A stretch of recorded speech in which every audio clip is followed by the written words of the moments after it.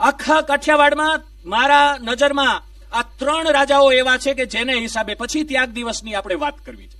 એ લોકશાહીના વિચારો પ્રગટ્યા ક્યાંથી ગઢવી સાહેબ ઇન્દ્રજી? ભાવનગરમાં જે પ્રગટ્યા એ વાંકાનેરના મહારાજા અમરસિંહજીએ પ્રજા પ્રતિનિધિ સભા સ્થાપી 1918માં. એમાં 2 દલિત પ્રતિનિધિઓને ચૂંટવાના અને જાહેર દરબારમાં બેસાડવાના વાંકાનેર મહારાજા અમરસિંહજીનું કામ હતું. આ લોકશાહી કઈ એમને ના બધું આંદોલનો થયા હતા. એની પાછળ આ રાજાઓનું પ્રદાન હતું. અમરસિંહજીને કોકે કીધું નહીં હોય આ હું તમે કરો છો આમને ઉપર બેહાડો. ગાંધીજી વાંકાનેર આવ્યા તો સ્કૂલમાં ગયા, ત્યાં બધું જોયું, ઓહો આ તો હું હવે અસ્પૃશ્યતા નિવારણની વાત કરું છું, તમે ત્યાં વર્ષોથી કરી દીધું. તો એવા મારે એમ કરીને મારું મુખડું બાંધવાની વાત એ છે કે લોકશાહીના વિચારો આવ્યા હતા ક્યાંથી?